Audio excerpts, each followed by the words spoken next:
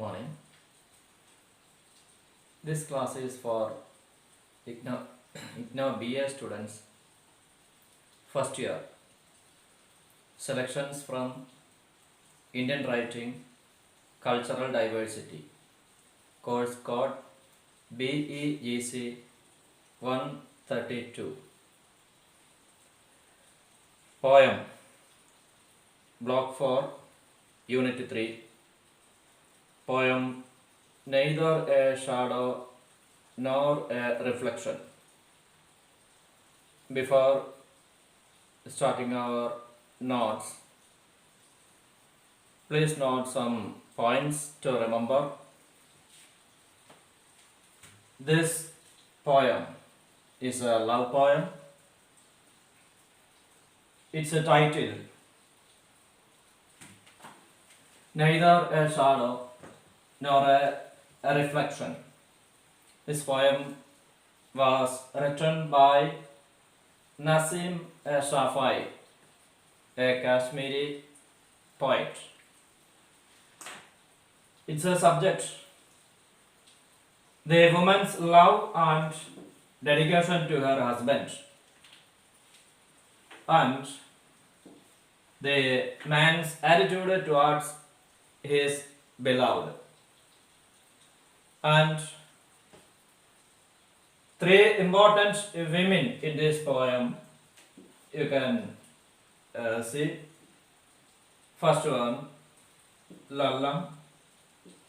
Second one, Habba Khatun. And third one, Eve. Lalla and Habba Khatun were from Kashmir. Eve, a character from the Bible.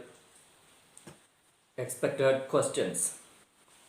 Justify the title of Nasim Shafai's poem, Neither a Shadow nor a Reflection.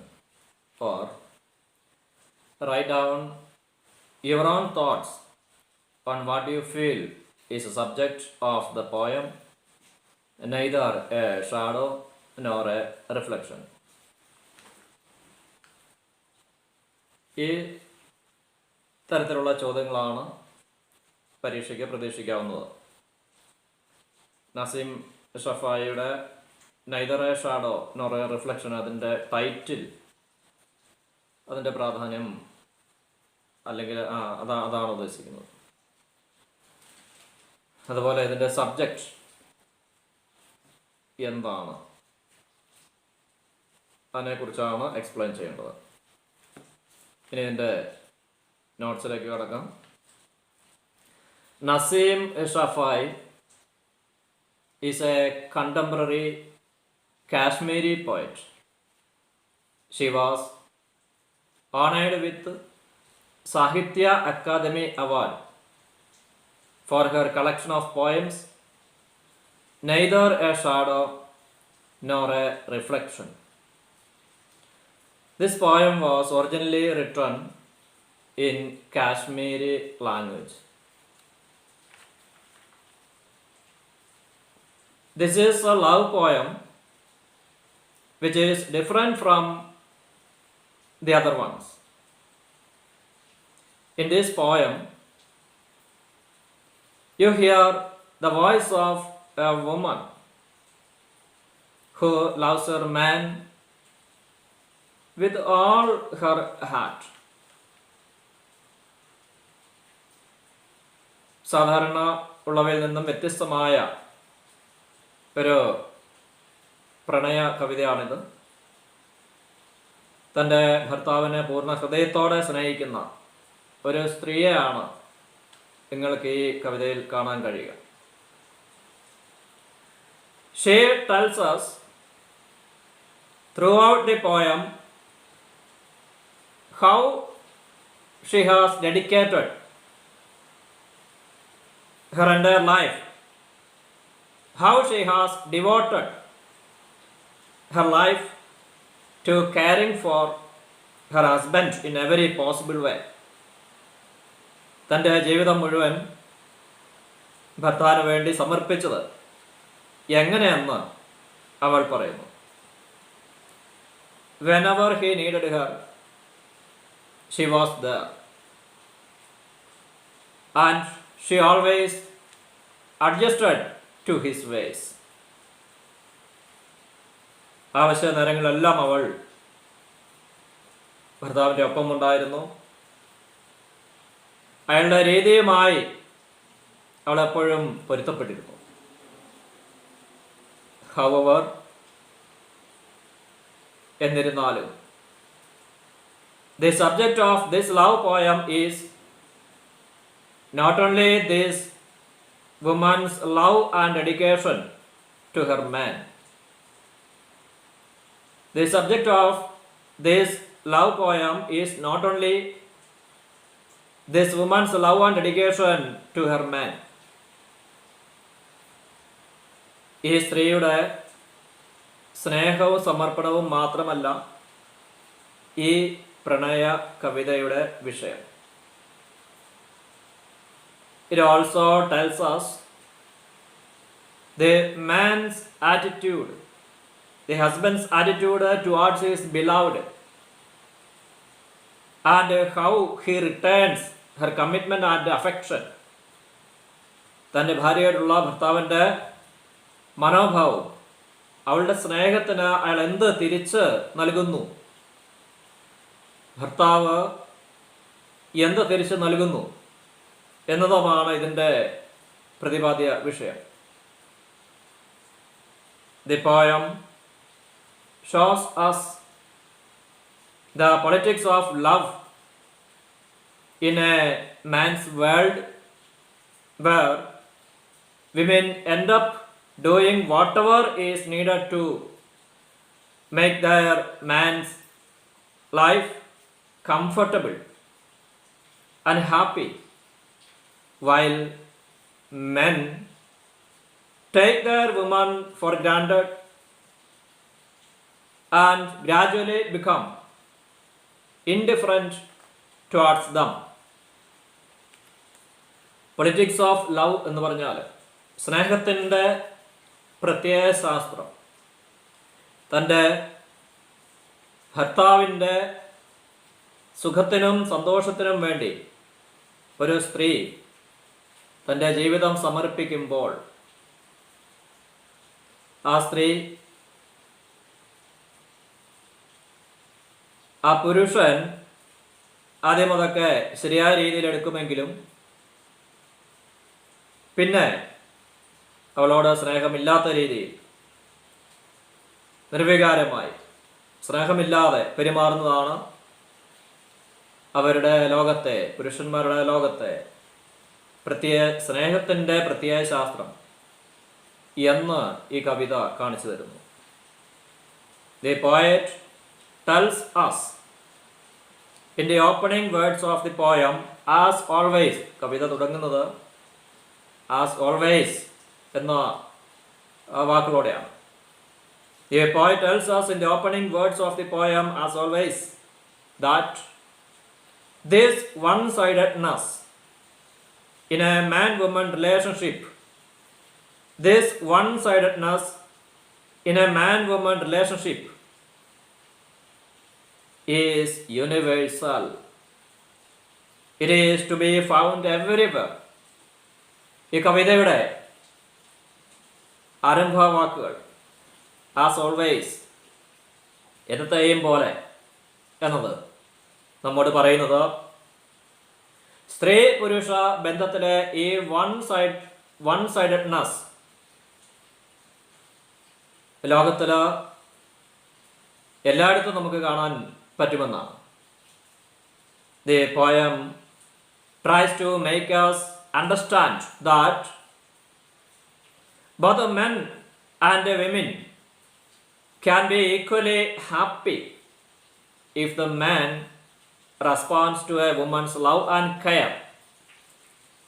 ഒരു സ്ത്രീയുടെ സ്നേഹത്തോട് തൻ്റെ പുരുഷൻ ശരിയായ രീതിയിൽ പ്രതികരിച്ചാൽ, തിരിച്ചും സ്നേഹം നൽകിയാൽ രണ്ടുപേർക്കും സന്തോഷമായിരിക്കാൻ കഴിയുമെന്ന് ഈ കവിത നമ്മെ ബോധ്യപ്പെടുത്താൻ ശ്രമിക്കുകയാണ്. Look at the title of the poem. Neither a shadow nor a reflection. കവിതയുടെ ടൈറ്റിൽ ഇങ്ങനെയാണ്: neither a shadow nor a reflection. നിഴലോ പ്രതിബിംബമോ അല്ല. ഒരു സ്ത്രീ ഭർത്താവിൻ്റെ നിഴലോ പ്രതിബിംബമോ അല്ല. അവൾക്ക് അവളുടേതായ വ്യക്തിത്വമുണ്ട്, പേഴ്സണാലിറ്റി ഉണ്ട്, തീരുമാനങ്ങളുണ്ട്, അഭിപ്രായങ്ങളുണ്ട് എന്നാണ് പറയുന്നത്. Shadows and reflections have no independent existence. നിഴലിനും പ്രതിബിംബത്തിനും സ്വന്തമായ നിലനിൽപ്പില്ല. They are empty forms which merely follow and repeat the movements of the body. ശരീര ചലനങ്ങൾക്കനുസരിച്ച് ചലിക്കുന്ന വെറും ശൂന്യമായ രൂപങ്ങൾ മാത്രമാണ്. ജീവനില്ലാത്ത വെറും രൂപങ്ങൾ മാത്രമാണ് ഷാഡോ അല്ലെങ്കിൽ പ്രതിബിംബങ്ങൾ, നിഴലുകൾ. But the shadow and reflection cannot do anything on their own. അവ രണ്ടിനും, നിഴലിനും പ്രതിബിംബത്തിനും സ്വമേധയാ സ്വന്തമായി ഒന്നും ചെയ്യാൻ കഴിയുകയില്ല. They are lifeless and their actions are never theirs. അവയ്ക്ക് ജീവനില്ല, അവയുടെ പ്രവൃത്തികൾ അവയുടേതല്ല. The woman in this poem asserts that she is a woman, a living being, not a lifeless reflection. She is a woman, a living being, not a lifeless reflection. ഈ കവിതയിലെ സ്ത്രീ ഉറപ്പിച്ച് പറയുകയാണ്, അവളൊരു സ്ത്രീയാണ്, ജീവനുള്ള ഒരു വ്യക്തി, ജീവനില്ലാത്ത വെറും പ്രതിബിംബമല്ല എന്ന്. And because she is animate, she is not to be shamed and treated with disrespect. അവൾ ജീവനുള്ള ഒരു വ്യക്തിയായതിനാൽ അവൾ അപമാനിക്കപ്പെടാനുള്ളതല്ല, അപമാനം സഹിക്കാനുള്ളതല്ല.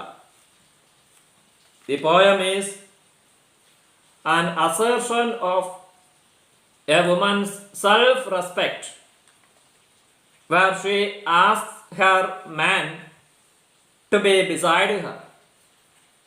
ഒരു സ്ത്രീയുടെ ആത്മാഭിമാനത്തെക്കുറിച്ച്, സെൽഫ് റെസ്പെക്ട്, ആത്മാഭിമാനത്തെക്കുറിച്ച് പ്രസ്താവിക്കുന്ന ഈ കവിതയിൽ അവൾ തൻ്റെ പുരുഷനോട്, തൻ്റെ ഭർത്താവിനോട് തൻ്റെ അരികിലായിരിക്കാൻ ആവശ്യപ്പെടുകയാണ്. The woman reminds him that she has been with him whenever he needed her,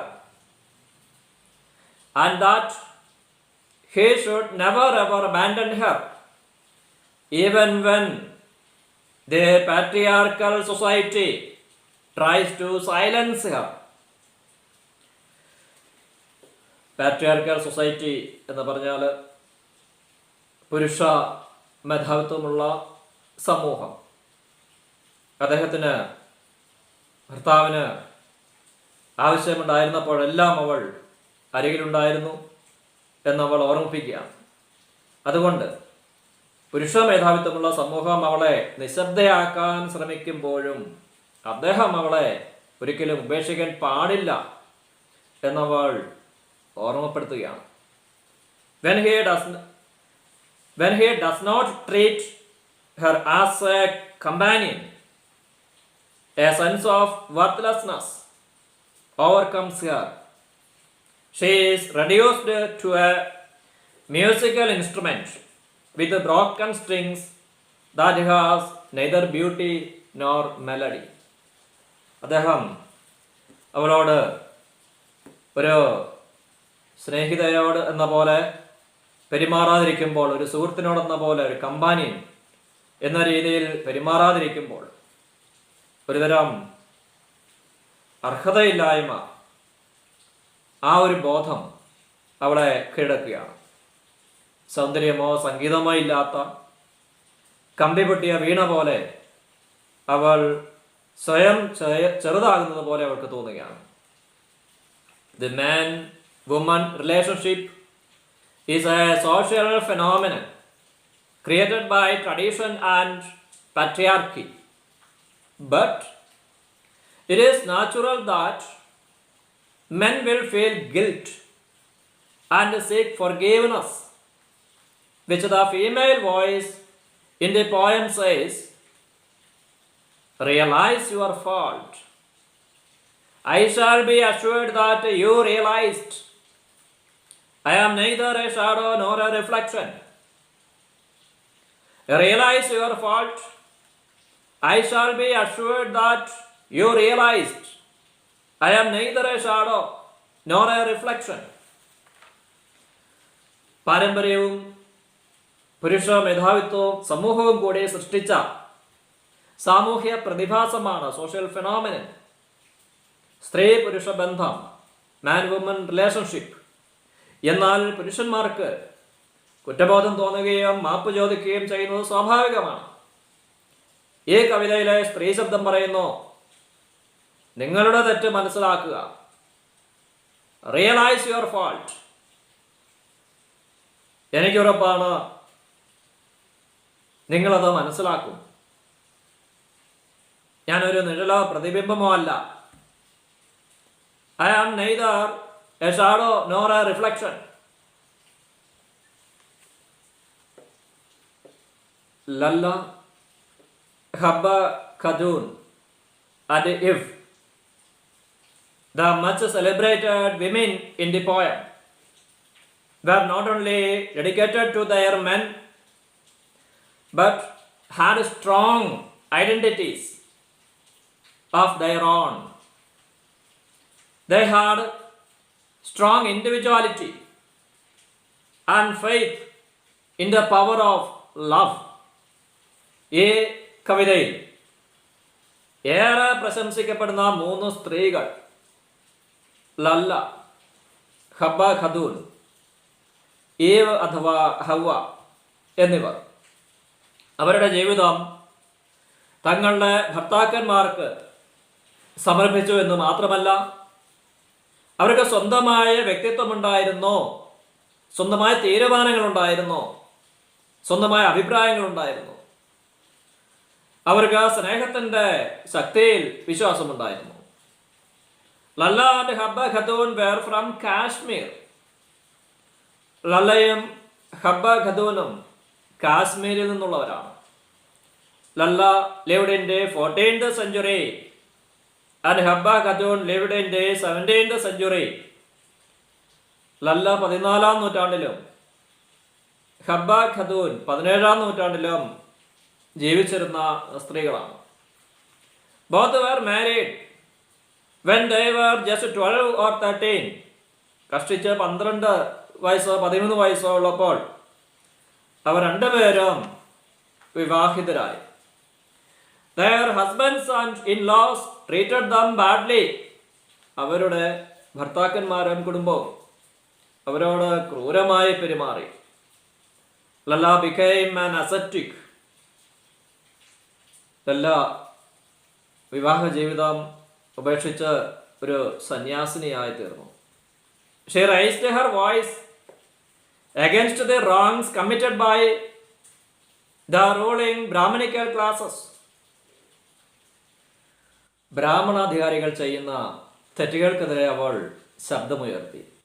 She spread her revolutionary ideas by writing poetry in the Kashmiri language, not in the Sanskrit, which was a symbol of the upper classes.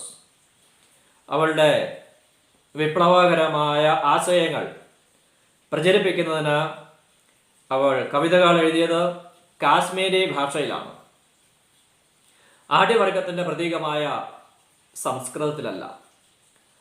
Lalla challenged the authority of Sanskrit in the 1400 by composing work in the local language. 1400 പ്രാദേശിക ഭാഷയിൽ വാക്ക് എന്ന കവിതാരൂപം രചിച്ചുകൊണ്ട് ലല്ല സംസ്കൃതത്തിൻ്റെ അധികാരത്തെ വെല്ലുവിളിച്ചു. Habba Khatoon was a beautiful and gifted child who composed sensitive poems and sang beautifully. മനസ്സിൽ തട്ടുന്ന കവിതകൾ എഴുതിയ, നന്നായി പാട്ടുപാടാൻ കഴിവുള്ള ഒരു സുന്ദരി പെൺകുട്ടിയായിരുന്നു Habba Khatoon. Her original name was Zoon, which is Kashmiri for moon, ചന്ദ്രൻ എന്നർത്ഥമുള്ള സൂൻ എന്നായിരുന്നു അവളുടെ യഥാർത്ഥ പേര്.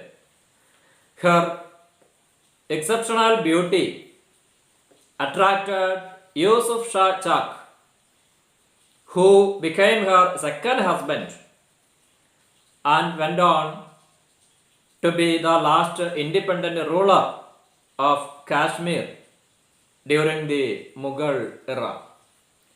അവരുടെ പ്രത്യേകമായ സൗന്ദര്യം യൂസഫ് ഷാ ചക് അദ്ദേഹത്തെ ആകർഷിക്കുകയും അവളുടെ രണ്ടാം ഭർത്താവാകുകയും ചെയ്തു അദ്ദേഹം.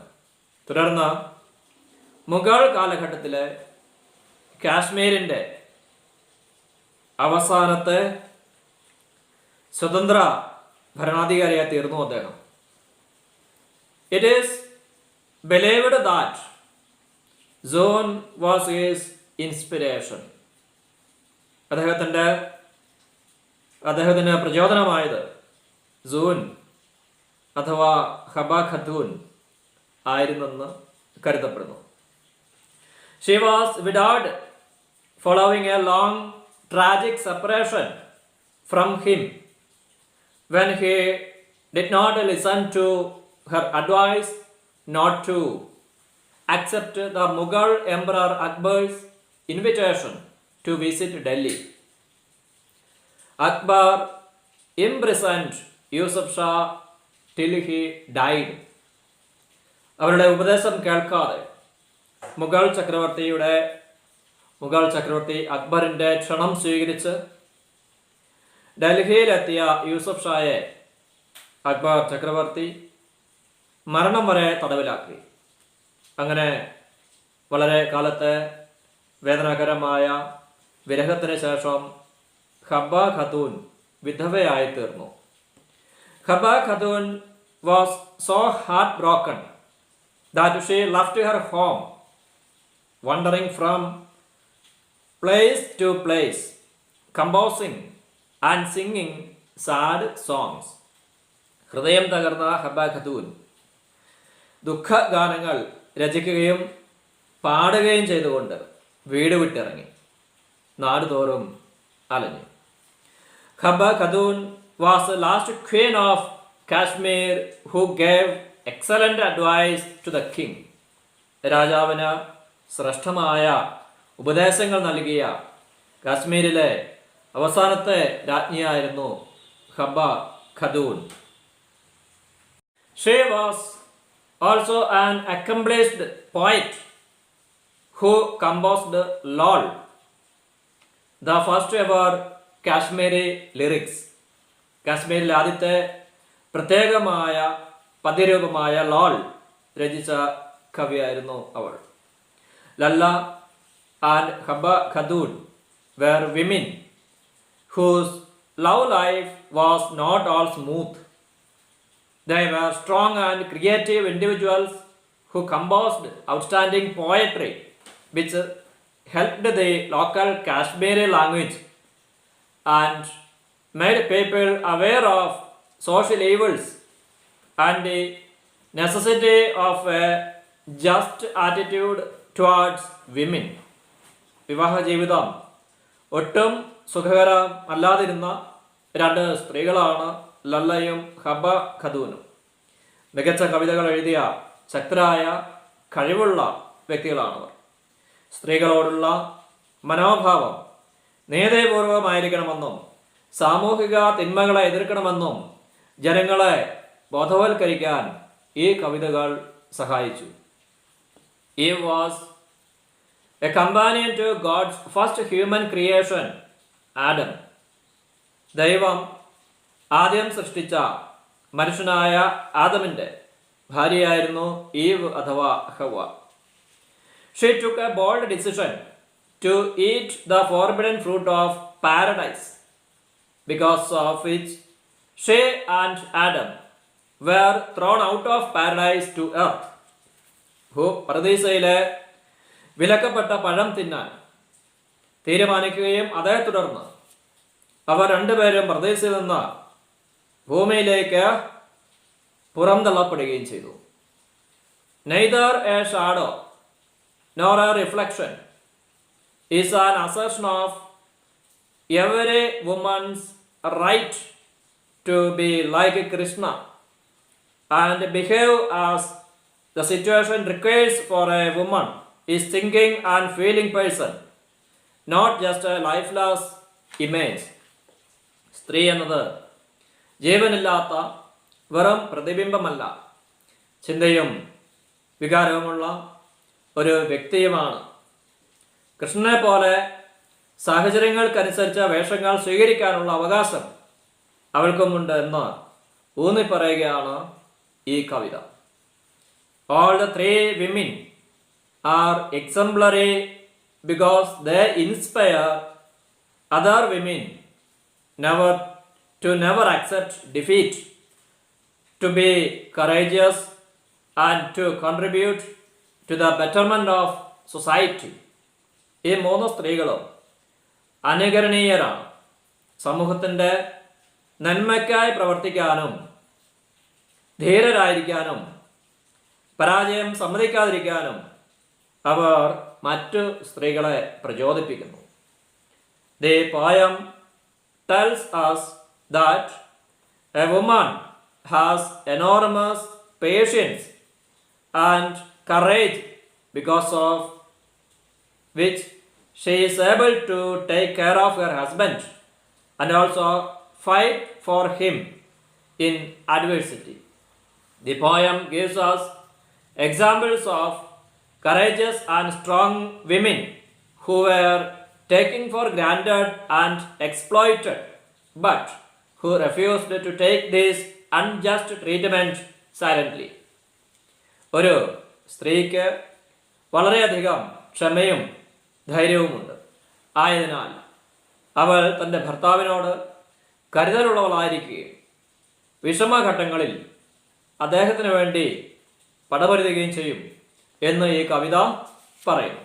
ഭർത്താക്കന്മാരെ സ്നേഹിക്കുകയും എന്നാൽ ചൂഷണം ചെയ്യപ്പെട്ടപ്പോൾ ഈ അനീതിയെ എതിർക്കുകയും ചെയ്ത ശക്തരും ധീരരുമായ വനിതകളുടെ ഉദാഹരണങ്ങളാണ് ഈ കവിത നമുക്ക് നൽകുന്നത്. ഇനി അടുത്ത വീഡിയോയിൽ